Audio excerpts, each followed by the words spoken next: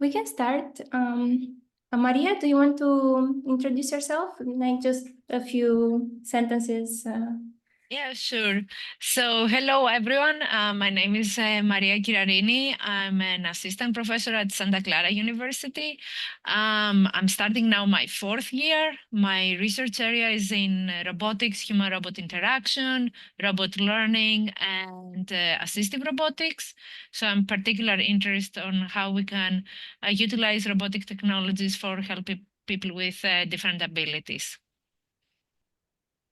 Thank you so much. You're welcome. Paul, do you want to go next? Sure, yeah. Hey, everyone. My name is Paul. I'm an assistant professor at MIT, just started last week, and recently defended my PhD where I was at CMU.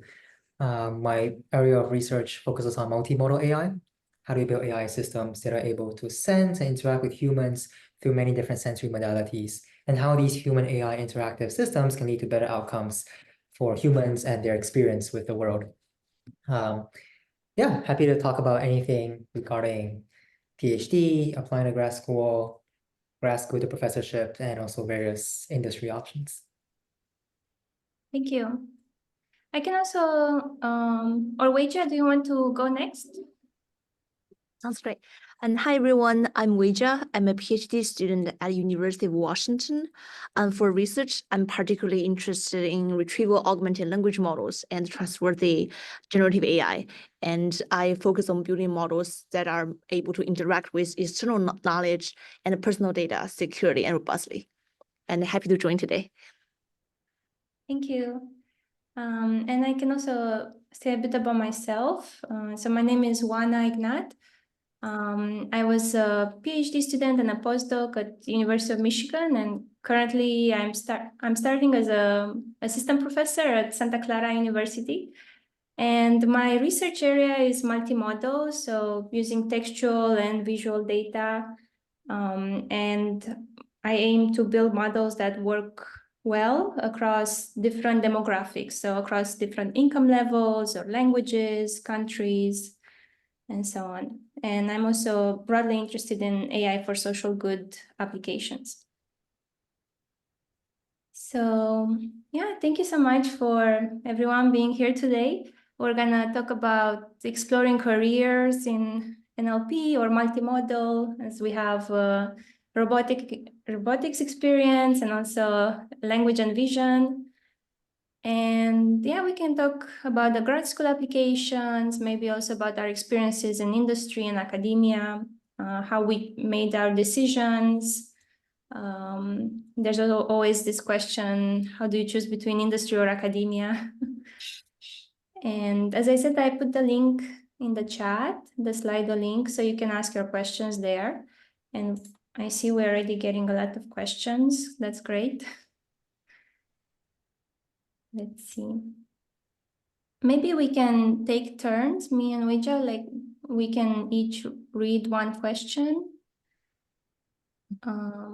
So yeah, Weijia, do you want to read the first one and then I continue? Yeah. Thank you. The question gets most votes right now is, how many papers do you expect for potential PhD students in top NLP programs? So is this who wants to take that?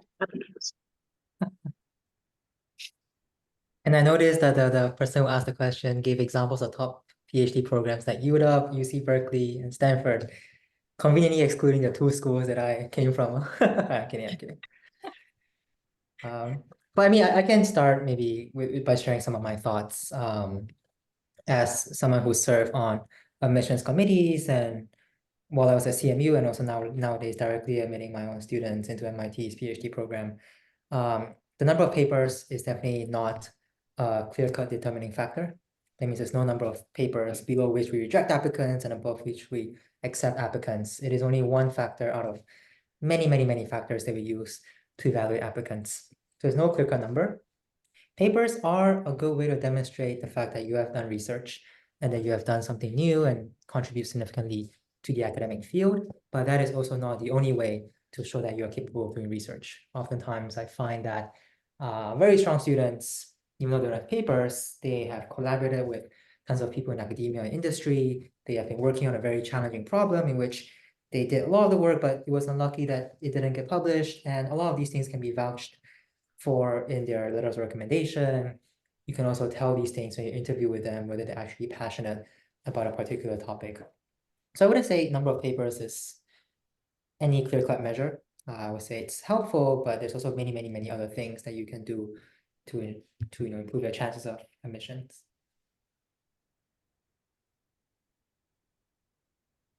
Thank you. Maria, do you have any thoughts you want to add? Your experience? I would say that at least because I recruit often PhD students, I would say that if someone has a paper that it's, for example, the student with his advisor, and then he has a paper in a very good conference, it's only one paper, I would be okay with it because I can see that this person actually did most of the heavy lifting. A lot of times if I see like, you know, papers with like 10, 15 authors and the student is one of these authors, then I would consider as they did a small contribution. So I would say it's not really, you cannot really put a measure like, oh, you need so many papers. But if you can show that you are really interested on doing research and how you can do the research, that all that matters. Yeah. And oftentimes papers are a very, very noisy signal. Like as Maria mentioned, it can be like, you know, 2 authors, student, professor, it can be 15 authors. Really cool work doesn't get published because of randomness in reviewing, and sometimes bad work slips through. So yeah, for me as well, it's usually about the fit with the group and whether they have a interesting, clear-cut vision for the group, and how to demonstrate that vision can be through papers, projects, letters of recommendation, working with you previously, many, many factors. But just to add one thing, I would say that most of the applications, they do ask you to write what is your motivation letter. And a lot of times I think students do not take enough time because they think that, oh, no one will read the motivation letter. I actually prefer to read the motivation letter because then I can learn more about the student. And lately I'm getting more and more letters that they look like they are ChatGPT generated. And I can understand it because, trust me, even professors use ChatGPT for things that we need to. So it's very like easy if you have interacted with ChatGPT to actually figure out what letters are generated by ChatGPT. So I would really say that if you, when you do your application, write your own letter, even if it's not the perfect level that ChatGPT could create. Yeah, I agree. I also noticed that even emails, they look too formal, or I don't know. I think it's okay to use ChatGPT, but still use it like in a personalized way, right? Like to maybe enhance your writing, but not use it to completely replace it, right? Like you want to be honest and share your own persona in that message. Okay, thank you so much. So the papers, the number of papers is not really important, right? Like it's more of showing the motivation behind why you want to do research, and show it's maybe having one paper is helpful to show that you actually know what the research is about. You were exposed to this experience and you're applying knowing about this. So it's like a way to maybe to filter out the students that might not be so interested in writing papers or research. Yeah, I totally agree. I can add one more point maybe about recommendation letters. I think having recommendation letter from people who may have some connection with the professor you want to apply to, and it would be very helpful because they will trust the recommendation letters more. So I think besides having like 1 or 2 papers, published papers, and focusing on recommendation letter will also be important. That's a good point. Thank you. Let's see, another question that got a lot of votes. What are some other industry jobs that PhD students can apply to? It seems improbable for every NLP PhD to get a research scientist job in NLP first companies. Yeah, I'm curious also to learn more about your industry experience. If you did internships or went for a while for full-time industry positions.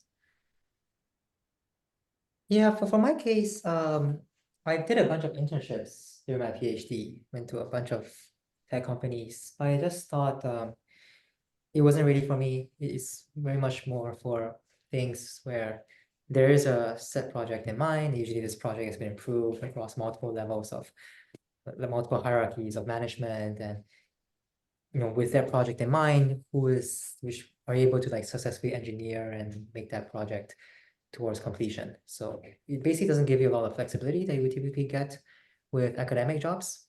You're not typically able to brainstorm like tons of ideas with different students and just work on different crazy ideas that people are excited about.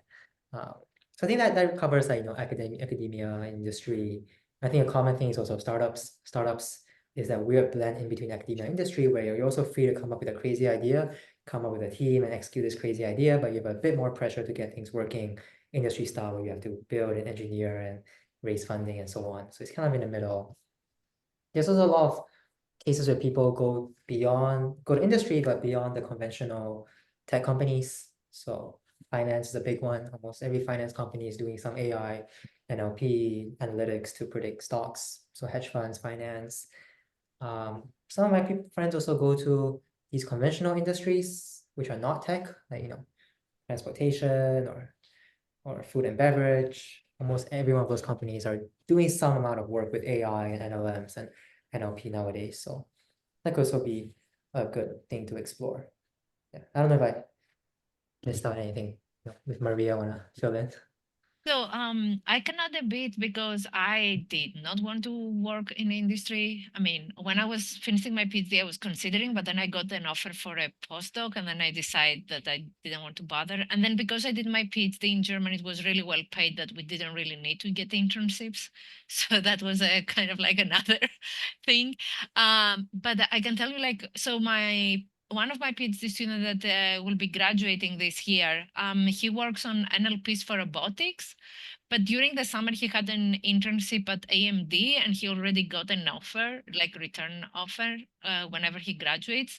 And the position wasn't really related to NLPs. It was more on the, signal processing and AI. So I think really you can do whatever you want as long as you have the skill. So it's doesn't mean that you only can do NLPs because that's the thing you did your research with. Because with NLPs, I'm sure you did also AI, you did other things as well. You apply on data, which means that you can easily, branch out to other companies. Yeah. Well, here's another thought I have, with regards to this as well. I think the goal of your PhD is to, of course, do cutting edge research at the forefront of the field, but you also, as Maria mentioned, you want to learn the fundamental skills in this area. So I see a lot of people I mean, it's not against anybody, but a lot of people in NLP nowadays doing a lot of prompting and working on language models. But if you're too focused on that, you're also forgetting what are the basics of AI, basics of machine learning and so on, which might make transitioning to some other industry, for example, to robotics or to computer vision or to other areas of AI, difficult. So I think PhD students should always spend like a couple of years building up these fundamentals, transferable, mathematical, technical, writing, communication skills before really diving deep into research area, just so you get more chance in the subsequent job search. Thank you so much. Yeah, so there are plenty of options. So don't just look at NLP. You're learning a lot during your PhD, so keep an open mind. And we're getting a lot of questions, so we might have to group them for the sake of time. I'm gonna read the next one that's most voted, but then I'm gonna try to group them topics. Let's see. When is the ideal season to defend one's PhD thesis? And do universities accommodate for the two-body problem, where, well, in this case, both partners are in academia or not really? I think I can mention. So the best time to defend your PhD thesis really depends if you want to go for academia or industry. Academia has the 1 year cycle. So if, for example, you're graduating in, next May, you should start applying now. So you could have an offer after you get your PhD. In industry, it's kind of a bit different because you could, like, for example, when you know that there is a freeze in hiring, then you just wait for maybe 1 semester, things will get better, and then you can actually graduate and get a job. Related to the two-body problem, I think some universities do that. So, for example, I collaborate with 2 professors that they are married, and basically they said that, you know, we will both apply together to the university. So to every university they applied, they sent the application exactly at the same time. So they knew that they would be like, okay, they will read first mine, then they will read hers. They will see that we have the same last name. They will see that we write together papers. They will understand that, you know, it's a, you know, hiring that's like together. And some universities, if they have the 2 openings, they will do that. So if they want, you know, or for example, if they want to hire 1 person, they would consider opening a 2nd position so they could actually get the spouse as well. So definitely it is a bit more complicated, but I have seen it happening. So I wouldn't consider it as impossible. Yeah, I think I agree with everything. I think one other thing about scheduling or defending PhD thesis is that most of the times the committee is extremely busy, and if you have 5 people, that multiplies. So I think it's always good practice to schedule in some sense 3 to 4 months in advance. So if you want to defend in December, you got to start scheduling sometime now. But I think otherwise, there's not really an ideal season. Just gotta be aware people are more free during summer. But then again, your students, your friends might not be around during summer to watch you defend because they're going to be at internships, and people are typically most busy during beginning and end of semesters. This was something to keep in mind. Yes. Yeah. And yeah, I think I don't have much to add about a 2-body problem. I think Maria mentioned it mostly depends on the school and to what extent you communicate that to them in your negotiation process.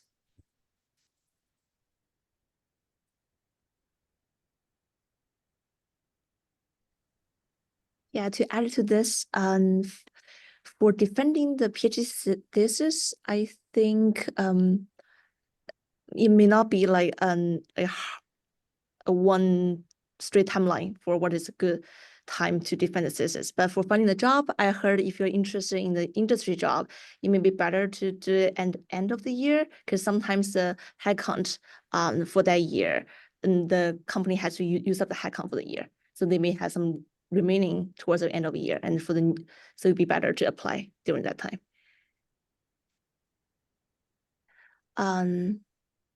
For the next question, I guess next question gets most votes. If you have papers under review, how does it count while applying for grad school PhD applications? I typically don't look at it that much. Papers under review. And then again, as I mentioned, I think papers is not a very big indicator for admitting students, in my opinion. So I think even less of an indicator for in review papers, because you can submit any number of papers to review. So I think it's even extremely noisy signal. If you have something that you are very proud of that is currently under review, I would try to make it a point to mention it clearly in your statement of purpose. Get your letter recommenders to write about it in their letters, or you can meet with the professor and talk about it in person.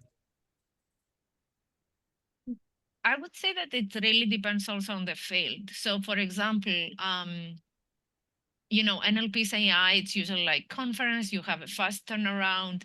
But if it's something that's more theoretical, like for example, if you have a paper in IEEE transactions in artificial intelligence, that usually takes like 6 to 8 months to get a review back. And in that case, you could actually add it and say, like, you know, when you submit it, so when someone sees it under review, they understand that it's not because of you, it's because the system takes forever to give a review back. So that would be, and I would say, like, especially like if I see journals in robotics that they are really good, usually you will have something under review for a year and a half.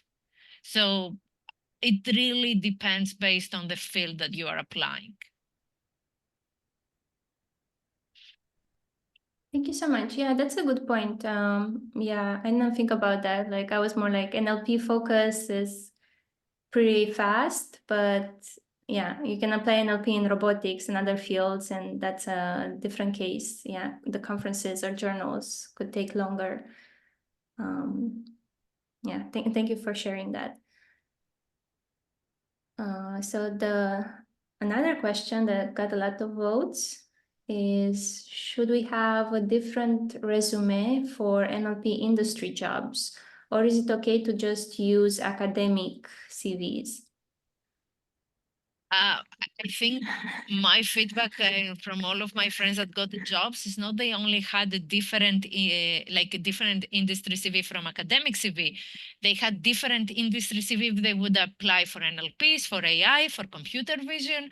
So if they had the multiple skills, they will have 3 different CVs that based on what is, you know, the best fit would actually submit. So I would say that, like, tailor your resume to wherever you are applying, and don't have one generic that you send to everyone. For academic, yes, I understand the academic, we want to have like the 10 pages CV with all the information. Industry, if they get a CV that's 10 pages, they will just ignore it. So 1 to 2 pages maximum, and very focused to what they are asking. Yeah, I don't have that strong opinion. Seems like Maria probably covered it. One thing I also want to highlight is that when I see a CV, I get emails, and when I see CV, the first thing I do is look on their webpage so that I see something in a more visual format. So make sure, in addition to the CV, you have your website all figured out and has your research interests, has your most representative works, and so on as well. Yeah, that's really important. I also look if the CV has a lot of typos and doesn't look polished, then I take it as a sign that the person is not careful with the details and all that. And that's also really important when you write papers. So make sure you put time and effort in your CV. And yeah, when I also applied, so I for a while I was focused on industry jobs, and I had like a industry CV, which I was trying to keep under 2 pages. And then for academia, I had to, yeah, really scale it up and add everything there. So definitely, I would say at least 2 CVs different, like 1 for industry, 1 for academia. Yeah.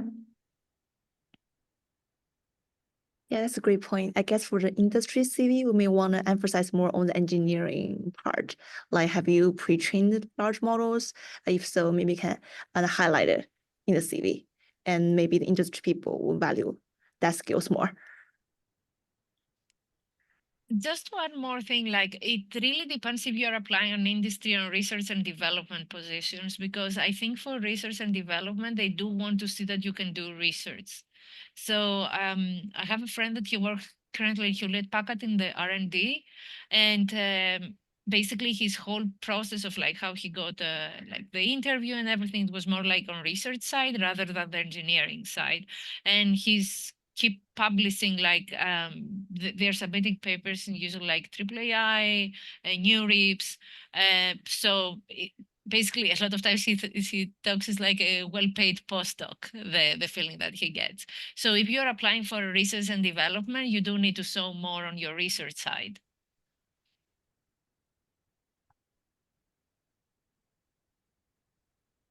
Thank you. Let's see. Next question. And I get this a lot. So if past research experiences don't 100% align with my potential interests for PhD, how should I explain such misalignment in my application material? I think this is where the personal statement becomes very important. You want to explain, of course, you want to still highlight the stuff that you did previously and why that prepared you for graduate school, but also you must have a very compelling reason for shifting your research. So the more compelling that reason is, and the more you can convey that through your statement, the more you might also be able to convince your advisor for believing in you. I personally, when I evaluate students, one of the things that I like is each student to bring something new to the group. So if they're, like I work on multimodal AI, but in fact, if someone's really expert in multimodal AI, I might even be less likely to take them into the group because it might already overlap with what I do or my students do. But if someone has a completely new angle, like a musician or hardware expert or a lawyer who's interested in AI, that also makes me interested in their application. So definitely emphasize your past research, emphasize your the interest that you want to work on in the future, but also don't make it feel like you must change your interest to be exactly the same with the advisor, because different advisors might look out for different things.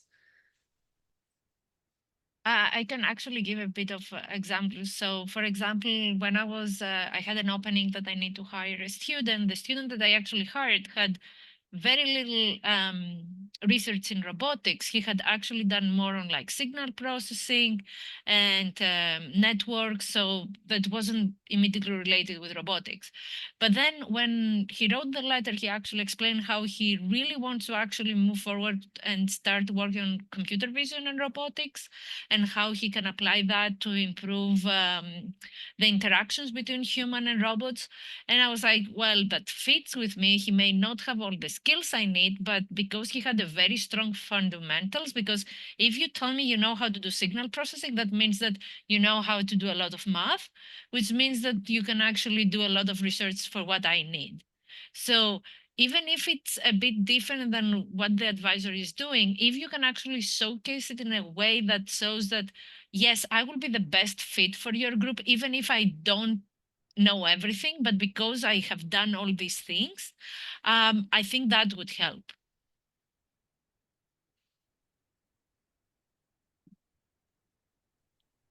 Yeah, thank you. And we got a related questions. It's like, what would be a good SOP like? And it seems SOP recently seemed to be formal, but other style would also work. I usually like the statement of purpose that they are actually true and not general. Like, I don't want to see these templates of like, oh, I Google and then this is what is expected. I want to see the personality of the student. I want it to be really something that they will share, that it's who they are. So the more personalized it is, and I don't mind if it's really informal. If they tell me like, oh, I want to do robotics because that was my dream as a kid, I'm okay with it if they explain why. So honestly speaking, a lot of times if I get a statement of purpose that is, I can see that's like the same template I'm getting from everyone else, I'm less likely to be interested to that to actually read it in detail. Yeah, I also have a couple of things that I want to add. First of all, never call your statement of purpose or research statement. Make sure the title is informative. It actually gives a theme to your work and your vision. Another general piece of advice I give to students is that, and I can go on and on about this, but like the first couple of sentences should really explain why this vision of yours that you want to work on is extremely important, how it's going to change the world, what's the broad impact, followed by a couple of sentences saying why this field is challenging, why haven't people solved it, why do trivial solutions not work, and then probably you're going to highlight 3 specific challenges in the field, 3 specific technical challenges, and your work in each of these 3 challenges, and you therefore structure the rest of your research statement as highlighting 3 representative works, one in each of the challenges in this coherent research field, research vision that you've defined. That would be the most ideal statement of purpose. I know most people, explore different research areas and might not be able to form one coherent story, and that's also fine, but at least some way of really highlighting impactful work that you've done, but tied together by a broad vision that you have for where this research field is going, why it's going to be such important and broadly impactful, and why it's such a challenging question are things that I usually look out for.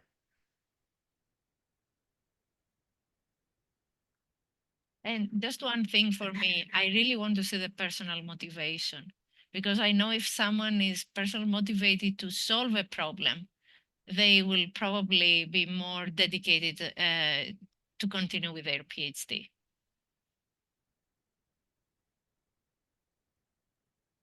Yes, I agree with that. Motivation is really important. And also, thank you, Paul, for giving an idea of how the outline could look like. And there's a lot of resources for statement of purposes, I think. And Weijia was probably involved in this, right? Like there's this SCS SOP website, which everybody, which is kind of open source collection of people who want to share their statements for when they apply for their graduate schools. And I think it records all the way back to like 2017. It has my statement from 2018 up there, so you can see a lot of these examples. There's also lots of open source examples. Can you share the link in the chat of that? Sure, I think it's just I called didn't know about it. csnlp.com or something. Okay, thank you. Yeah, if you can add the link in the chat so everyone can access it, would be great. Yeah. I'll look for it and I can share it. Okay, thank you. Let's see. Now the most voted question. Yeah, it's very time relevant. So are there appropriate or available industry jobs for NLP PhD students who are not interested in the LLM space? It seems that LLM is everywhere, so I'm not sure how you can find that. Yeah, I'm curious of your perspective on this.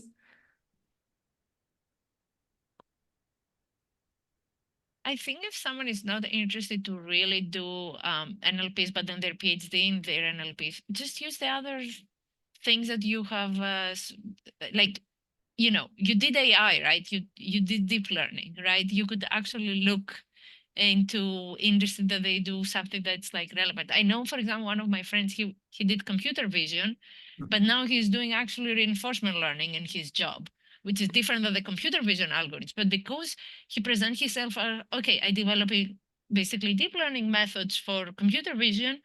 I have never applied reinforcement learning to computer vision, but sure, I'm interested. Then he switched and now he's working on reinforcement learning. So I think it's on you. If you have the fundamental skills, you can do whatever you like, to be honest.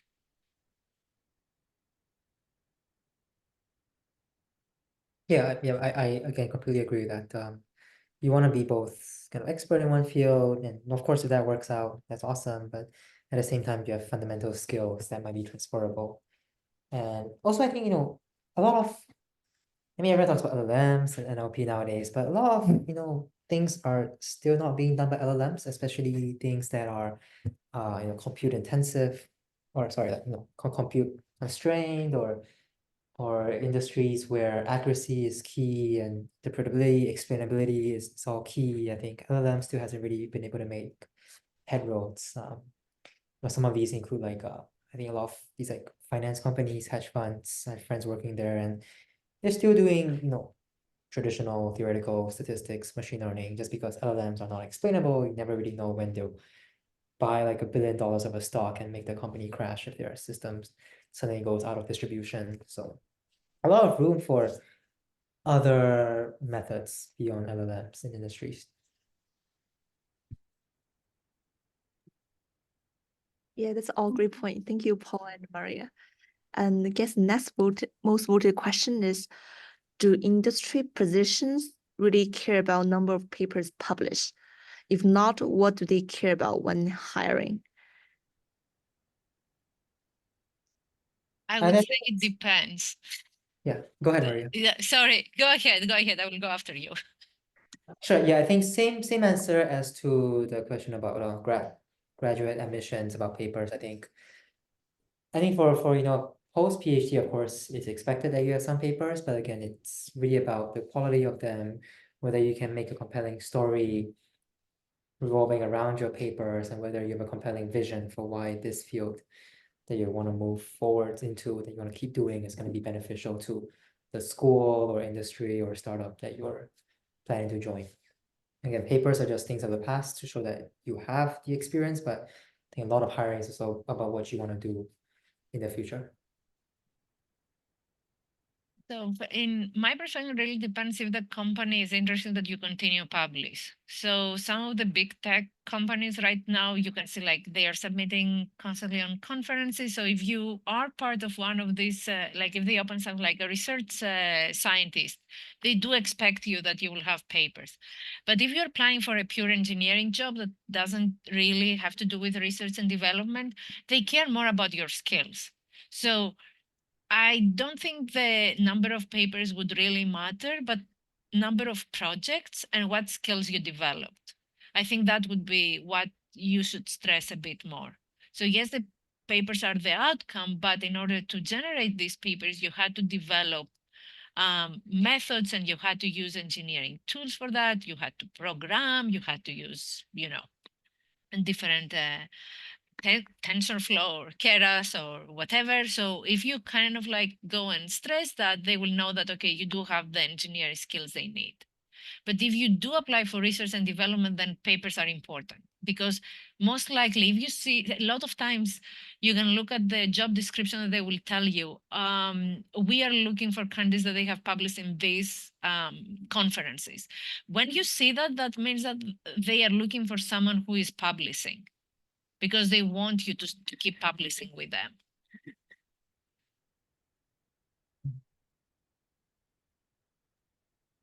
Thank you so much. Really good points. Let's see.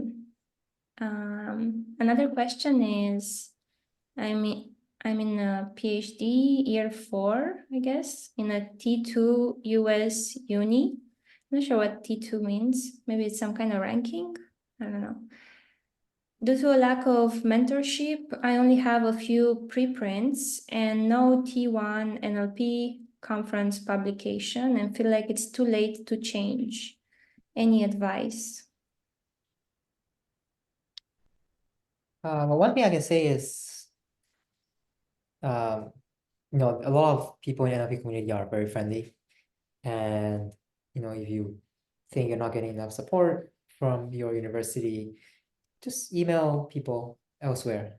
When I was a PhD student at CMU, I had tons of, emails, and I was always happy to talk to people, give them advice on their research, try to engage them as much as possible, share the resources, both in research and teaching that we had at CMU, and I was willing to share them with people. And same here. Nowadays, I very much love sharing and contributing and collaborating with people. So just email and reach out to people, and I'm sure you'll get responses to collaborate and have more hands-on advice on your research.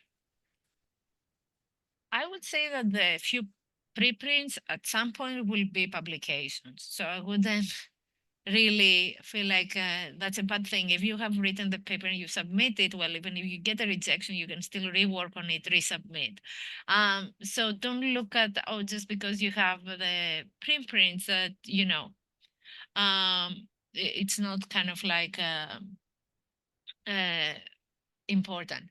The other thing is that I don't think it's too late to change things, but in general, you have to decide what you want to do next. So if you do want to go to academia, then yes, papers really matter. But if you just want to finish and go to work in the industry, no, papers do not matter that much. So I would say that, I can tell you, like, most of my, so when I was a postdoc at UT Arlington, all of the PhD students wanted to get into the big 5. And I remember that it was a whole week that they were preparing, all of them together, for when they had the interviews with Meta. And they were all like going over. I was like, but you already have a like you're almost finishing your PhD, they're like, no, you don't understand. Their interviews are completely different than what we were learning in the PhD. So at that point, I realized that industry doesn't really care about the things that PhD students do usually in the lab. They really care if you have the skills to produce what they need and make money for them, basically. I can say from personal experience, I also interview with Meta full time, and I also felt like that. Like I had to prepare extra. Just I don't know. They had, yeah, another kind of interviews. Okay, thank you. Weijia, you're muted. Oh, sorry. Added to the Paul's point about finding collaborators. Yeah, if you feel like you don't have enough mentorship in your current school, it's very helpful to, for example, go to a conference and find papers you are interested in and talk to the author there. Maybe during this conversation, you can come up with interesting research ideas and work together. And some of my collaborations start from there. So I think it would be very useful to like reach out to people and to find new collaborators. Yeah, I agree. I also mentor some students from other universities, like remote, just because they sent a nice email, like very personalized. They liked one of my papers and they wanted to continue with an idea that I was actually thinking about, but I didn't have time to do it myself. So when I saw they were thinking in the same direction, it was like a good opportunity to work together. And then we got the paper, and she got to do a master's at CMU. So it was a win-win situation. So yeah, reach out especially to people you find that you have very common interests, research interests with. Yeah, maybe we can speak more about how to email and reach out to graduate students and professors, because I think there's a lot of things that undergrads and people who want to go to grad school are thinking about.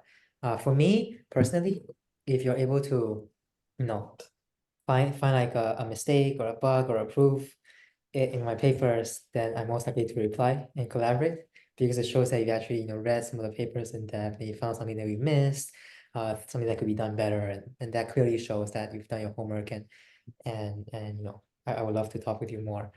I mean, generic emails just saying that I'm probably interested in your area, I would probably reply and maybe meet if your CV is very strong.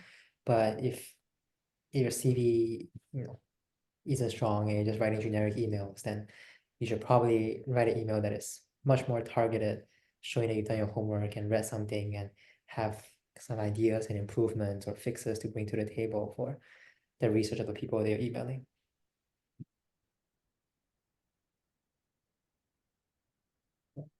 I think in my case, you probably have more chances connected with me through LinkedIn rather than email, because I'm getting so many emails. So when I get these like very long emails from students that they try to explain what they are doing, I'm like, I don't have time to read. But like if I post something on LinkedIn and then someone says, oh, I just saw this and I have this idea, could we talk?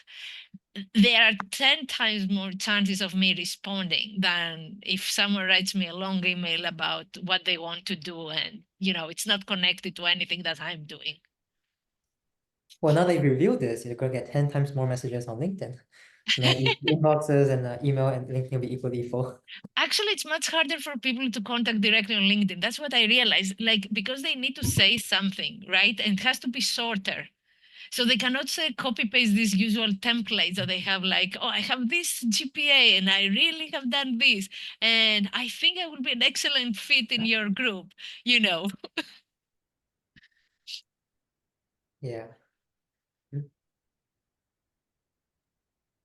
Thank you. We can take a few more questions. It's great they really voted. So yeah, the answering one question addresses a lot of people's questions. So how can a PhD student who initially planned on going to academia, but before graduation decided to go to industry, best prepare themselves? Probably just apply for internships, do well in internship, and try to get a return offer. Yeah, I don't know if you talked about this yet, but I think getting an internship and a return offer, like I think one of Maria's, you said your student had that option. That is probably the easiest path into industry. Yeah, I agree. I think most of the people that either they were in my group or when I was a postdoc, every single student got the return offer from where they did the internship.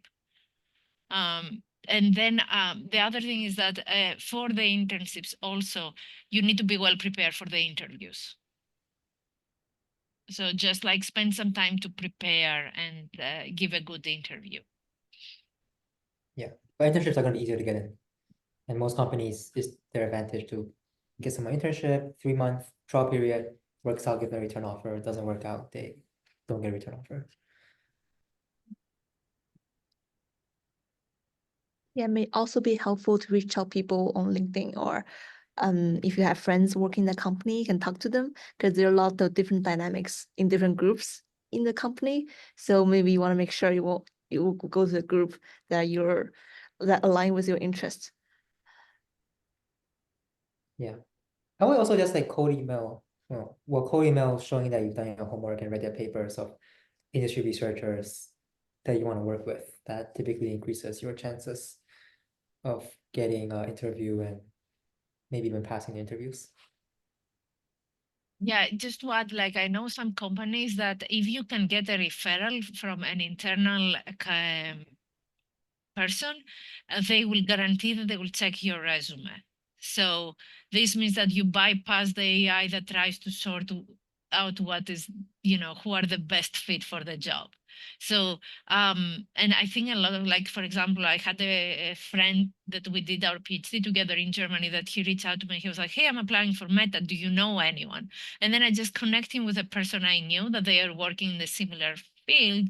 And then now he's in the second round of interviews. So it really helps if you find out a connection that they can refer you.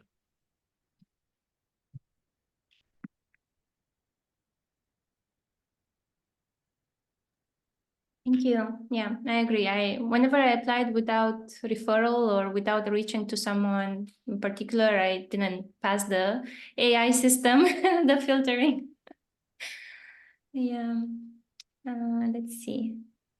Another question about recommendation letters. Do you think recommendation letters would be devalued if the recommender's working period with the applicant was too short, like maybe 2-3 months? Oh, not. I don't think it's like a disqualifying factor. Of course, it helps that when a recommender writes, I've known this applicant for a long time and I can vouch for him. But sometimes if you can make a strong impact in research done in 2 to 3 months. I also seen very strong letters that say, oh, this person's only been with us for 2 months, but he managed to make significant progress that other people would typically take 6 months to make the same amount of progress, and that can also be a very strong sign. Yeah, So I would say. yeah. Yeah, I would say the same, that if I receive for example, I think I got one recommendation letter that was the student did an internship, which was 3 months. So the recommendation was actually his boss in the internship, right? So yes, it is a short time, but because this person would vouch for a different way than in academia we would vouch, like, oh yeah, he took my class and got this score, and then he decided after that to do research with me. But that was like more like, professional setting. And I actually value it, because it was like, okay, this person was able to come, we had these issues and he managed to solve them, and then he helped us, and he wasn't the intern that he was just like, hanging out doing nothing. He was very like dedicated, and we want to hire him back, but we understand if this student wants to go to, to academia.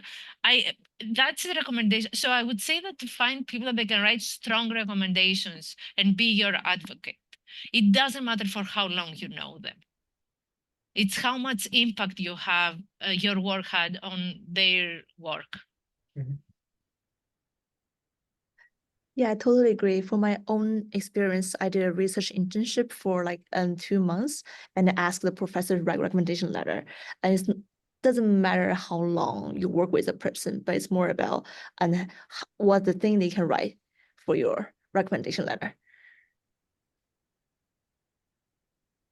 Do you also think, sometimes I get this question very related to the recommendation, does it matter I don't know, like how senior the person who writes the recommendation letter is. Like, would you value more a recommendation letter from I don't know, director versus like a coworker who actually work together and has more details to talk about in the recommendation letter?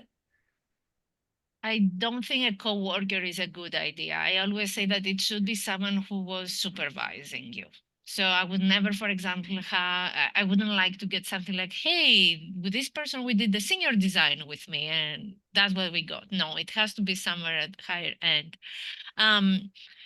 However, I usually, if I know the person who is giving the recommendation, I will reach out to them on a phone call sometimes to just get a better feeling if I'm really interested in a candidate, because I think that also helps. But if I don't know the person who gave the recommendation personally, then I will try to Google the person to see how, in general, if he has a big lab, how many publications the lab produces, so I can kind of like have a feeling of, okay, what they're saying, if it's like realistic or it's, sometimes in the reference letters, we do know that some people are honest and some people are not. So usually I do try to see if the person is actually honest. Like if someone said, oh, this person will have 50 papers, but then I go and I see they don't, I would find that, not very nice. So in general, I think I kind of like look who is giving the recommendation, but at the level that, that they are at least in one level up from where the candidate is. Right. Same here. Yeah, they should definitely be a professor, or they should be a research supervisor, or researcher in industry or startup. So they should be able to vouch for your impact in the field. And ideally, you probably want to find the most senior person that who's still willing to strongly vouch for you and submit your letters in time and so on.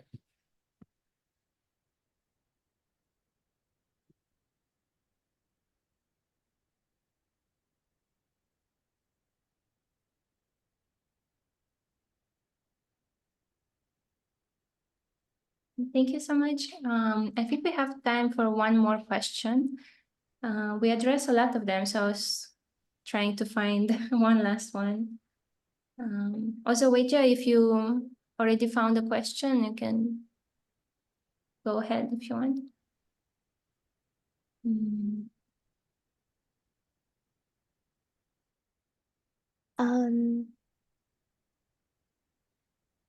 Maybe this question, like, what advice do you have for student researchers to stand out to their advisor or mentor from your personal experience? Stand out, why stand out? What does it really mean to stand out, to show that you're different from your advisor?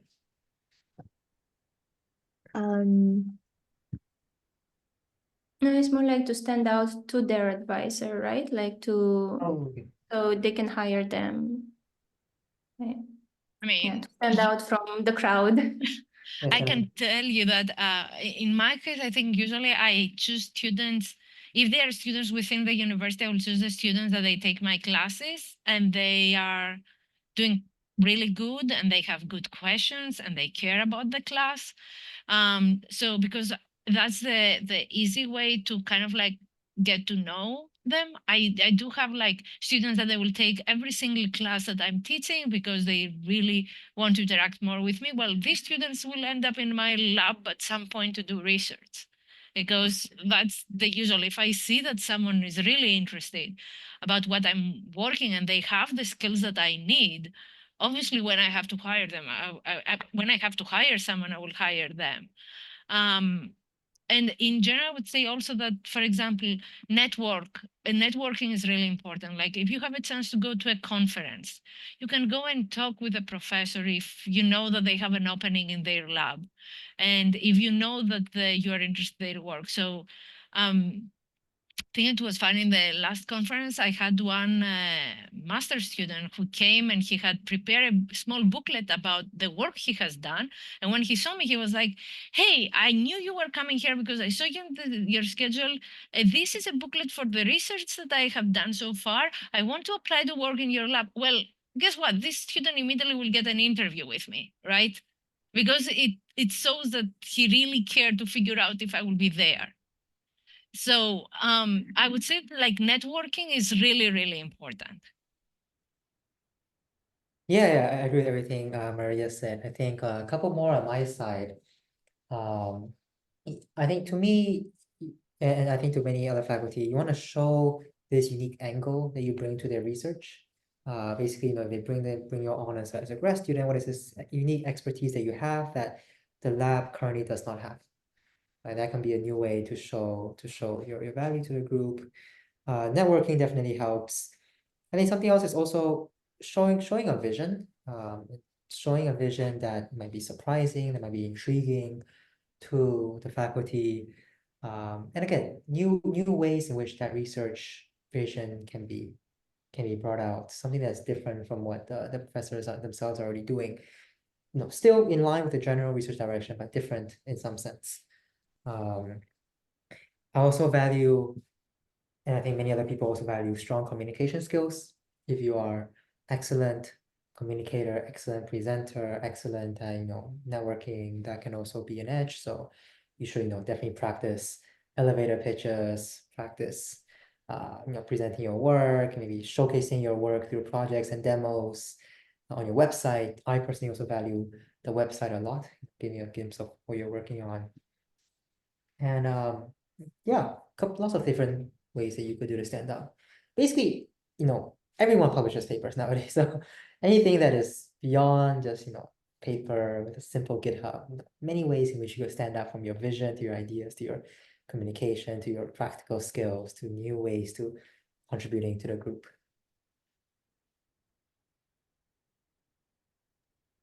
Thank you so much, everyone. Yeah, a lot of useful, valuable feedback and information for everyone here. And we covered a lot of topics. So I'm really grateful for you to share from your experience. Yeah, thank you so much. And yeah, have a good night. Thank you Good for evening. organizing and thank you for the invitation. Yeah, Sure, thanks for my organizing. pleasure. Thanks for coming, everyone. See you. Bye-bye. Bye.